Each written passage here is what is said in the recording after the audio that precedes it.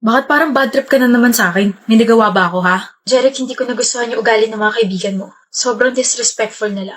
Minimension pa nila yung ex mo sa harap ko tapos ikaw, natatawa ka pa. Halata namang they don't like me. That was just a joke, Mila. A joke na nakakasakit ng damdamin ng girlfriend mo. Masyado lang attached yung mga kaibigan ko sa ex ko. Kaya pala inaasar ka pa rin nila sa ex mo? They even mentioned kung gaano kayo kakomportable sa isa't isa. Ganon sila ka-attach sa kanya? Na nakalimutan nila may bago kang girlfriend? Wala na akong magagawa doon. Ganun na talaga sila. Hayaan mo na. Hayaan? Jeric, I'm still hurting. E nahayaan lang sila? I can't leave them for you. Mahalaga sila sa akin. Hindi kita pinapapili. I know. Pero if you're uncomfy around them, then you're not for me. Masyado kang sensitive. Di ka makatik ng joke. Well? Mila. Huh? Are you okay, babe? May naalala lang. Okay. So, here are my friends. Si Ice at saka si Francis. Guys, this is my girlfriend. Si Mila. So, totoo ka nga. Ha? Nag-i-exist ka nga talaga. What? Halika na, Bi. Nung pinakita ni Gian yung picture mo sa amin, hindi kami naniwalang papatulan mo siya kasi pangit niya eh. Tigilan niyo nga ako. Anyway, grabe. Totoo ka nga talaga. I'm Francis. This is Ice. Don't worry. Aalagaan ka nitong utol namin kahit mukhang hindi niya inaalagaan sarili niya. Visit naman. Tanungin mo lang kung anong gusto mo malaman dyan. Ikukwento namin. Kunwari, naihiyan sa pantalon nung high school kami kasi tinalunan siya ng daga eh. Di kayo titigil ha? Sabi ko nga paparating na rin yung girlfriend ko, pati yung girlfriend ni Francis. Magkakasundo kayo nun. Samahan ng mga may jowang nilalaglag ang isa't isa. Pangat pa ng sombrero mo. Huwag mo nga pansinin to sombrero ko, gawa to ng girlfriend ko yun. Adan muna kami. Maya ulit. Pagpasensya mo na yung mga yun ha. Kukulit eh. Your friends are nice and funny. Eh ako? Paano naman ako? Gwapo. Lang? Gwapo at saka mahal ko. Bakit? Kinilig tiyan ko. Baka maihi ka bigla ha? La, nangaasar ka? Halika na. Hep? Baka di mo na ako napansin. Wala. Hazel. Wala nga, Anton. Dahil ba tos pag-amin ko 2 weeks ago? Hindi ako magsusorry sa confession na ginawa ko. I just want you to know na totoo yun. Matagal na kitang gusto. Sorry, Anton. Hindi kasi pwede. Bakit di pwede? Ayoko ma-distract. Distraction lang talaga ako para sa'yo? Oo. Okay, Yulo. I take it back. Hindi na kita gusto. Kalimutan mo na lang lahat ng mga sinabi ko. Pati na rin lahat ng mga interactions natin. Bakit di na kayo nagpapansin ni Anton? Wala na ba kayong love and hate relationship? Mukhang si Jaira na kinukulit niya ngayon Hayaan mo siya. Baka sila na.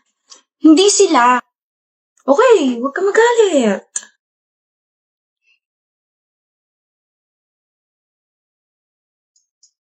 Huy, congratulations, Hazel. Huy, ako lang to. Ano ka ba? Yulo. Cruz. Hazel. Anton. Congrats sa mga awards mo. Tsaka, congrats ka sa graduate na tayo. Congrats din. Pwede na, ano? Pwede? Ano pwede? Hindi pwede noon dahil hindi pa tayo tapos mag-aral. Pero ngayong graduate na tayo, pwede na ba kitang kulitin ulit? Pwede na ba ulit akong umamin sa'yo? Pwede na ba kitang ligawan? Pwede na ba kitang magustuhan? Mahalin? Gusto mo pa rin ako? Ako lang ba si Jaira? Ha? Hindi ko kailanman nagustuhan yun. Di ba sabi ko, ikaw lang para sa akin? Oo nga, ikaw lang. Ho, Yulo, huwag masyadong lumaki ang Yulo mo May mayabang ka pa naman kapag may umaamin sa'yo. Sa'yo lang naman nawawala angas ko eh. Di nga ako nakaubra nung umamin ka 7 months ago. Ngayon pa kaya na gusto na rin kita. Hindi ka, papakilala ka sa parents ko. Agad? Di ba nanliligaw ka? O ligawan mo na agad sila. Don't worry, pwede na magka-boyfriend. Maayos ba ako, Yulo? Bob, Hazel, maayos ba ako tingnan? Maayos ka, kaya halika na, Pogi. Time na para ma-intimidate ka sa kanila. Yulo naman! Happy anniversary, love. Oh, sa akin ba yan? Ito agad napansin mo? You won't greet me? Sorry. Happy second anniversary, Chandra. Walang endearment na kasama? Big deal ba? Hindi naman. O hindi pala eh. So, akin ba yung box na yan? Oo. Akin na to ah. Walang thank you? Thank you. Open ko na. Ano to? Bakit puro pagkain tsaka letters? May bulaklak pa na hindi ko naman alam kung saan ko ilalagay. Those are your favorite snacks? And about sa mga letters, nagsulat ako kada araw simula ng first anniversary natin. Tapos yung flowers dyan, nanood ako ng video pa na gumawa yan. Ito lang? What do you mean ito lang? Ito lang? Walang kasama ng sapatos, Chandra? Yung tig 11,000 na sapatos na sinabi ko sa'yo. Wala ring mamahaling bag o di kaya yung mga branded na shirts, ganun. O baka naman tinatago mo lang. Bigay mo na. Wala akong extra pera pambili sa mga ganung bagay. Hayaan mo, pag-iipunan ko sa susunod. Pero may pambili ng laptop. 3 taon kong pinag-ipunan yung laptop na yun. At saka kailangan ko yun sa trabaho. Sus, reasons. Kapag gusto, maraming paraan. Kapag ayaw, maraming dahilan. Tigilan mo ako, Chandra. Minsan na nga lang ako humiling. Ayaw mo pa ibigay. Buti pa yung ex ko si Ashley, binigyan akong sapatos. Sinampal mo ko? Oo. Gusto mo isa pa? Kapal lang mukha mo ah. Di balikan mo yung Ashley na yun. Punong-puno na ako sa'yong hayop ka. Gusto pa kapalan din mo pala ng mukha. Walang makakatalo sa'yo. Sapatos? Branded shirts? Kung ipakain ko kaya sa'yo itong tsinelas ko ngayon, ha? Kung gusto mo naman pala ng mga ganyang bagay, edi sana si Santa Claus na lang ginawa mo at baka mabigay niya lahat ng mga kailangan mong gamit. Okay, I'm sorry, Chandra. Nasabi ko lang naman yun kasi nainis ako sa'yo. Minsan lang ako humiling tapos ganito lang mga bagay na binigay mo. Lang? Mga ganito lang? Ka na magsalita. Huwag ka na rin mag-sorry. Naririndi lang ako sa'yo. Chandra! Ayaw na kitang makita pa. Sama-sama na loob ko sa'yo. Sakit mo pa magsalita. Sakit mo sa puso. Hindi ka naman ganyan dati ah. Bakit pahirap ka na ng pahirap mahali?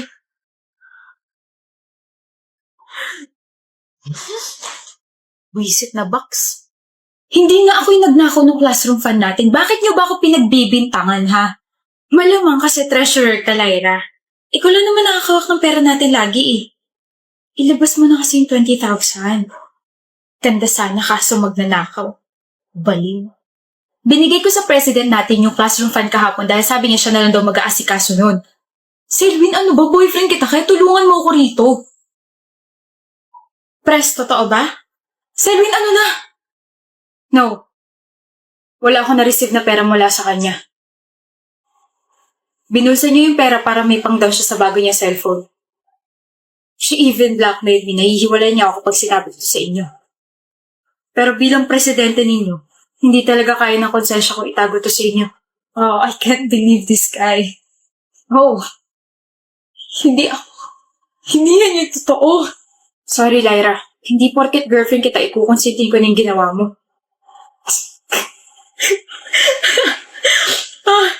Sabi ko na sasabihin mo yan eh. I came prepared, baby. I recorded our conversation yesterday just in case na hanapin nila sa akin yung pera. You recorded our conversation yesterday? Sorry, Selwyn.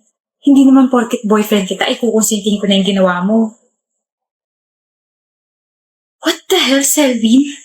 Gwapo sana kaso sinungaling tsaka nang bubulsa ng pera. Walang kwenta yung ebidensya niya. Hindi niya talaga binigay sa akin yung pera. Hoy, Lyra, huwag ka nga magsinungaling. Ako mo yung ginawa mo. I have 2 witnesses. Kasama ko mga best friends ko kahapon nung hinigit mo ako at hiningi sa akin yung pera. Nakita nila na inabot ko sa'yo. Oh, you want me to call them? Or maybe we could just ask our advisor kung talaga ba nagsabi ka sa kanya kahapon. Shut up. Now that I cleared my name, you all owe me an apology. Oh, never mind. Kahit mag-sorry pa kayo, hindi ko makakalimutan yung mga sinabi niyo dahil nagtatanim ako ng sama ng loob, mga buwisit kayo. And that's all, ma'am. Thank you for listening and watching our roleplay. Next presentation, please. Girl, ang haba ng buhok mo. Yung heartthrob ng campus, niyaya ka sa isang date. Honestly, crush ko siya and nagulat talaga ako nung niyaya niya ako kanina. So, pumapayag ka na ba this Saturday? Yes, magpasalamat ka sa akin at ako ang nag-push sa kanya para i-date ka kasi torpe yung tropa kong yon. Just wait for him to confess and happy ending na kayo. Mela? Oh, how's your date with Fred? Nag-enjoy ba kayo? Hindi niya ako sinipot. Hinintay ko siya ng 5 oras pero hindi siya dumating. What? Why? I don't know. Baka hindi niya talaga ako gusto, Mela. Baka naman ba yung suot mo? I really hate your style. Sinasabi mo ba nakita niya ako noong Saturday pero dahil sa suot ko hindi siya tumuloy? Kung ako rin naman nasa posisyon niya, hindi kita lalapitan at papatulan. Siyempre mahihiya akong kasama ka kasi ang batoy mo. Bakit? You really think na magkakagusto talaga sa'yo si Fred? Girl, wake up. Wala ka sa Wattpad. Why are you doing this to me? Nakakairita ka. Nakikita pa lang kita, nasusuka na ako sa'yo. Magkaibigan tayo, Mela. Huh? Hindi tayo magka-level tanga. Good job, Fred. Napahiya mo ng bongga si Vina. Huh? You ditched her last Saturday, diba? Sobrang ilusyonada niya kasi. She needs to know her place. Wala nangyaring ganun.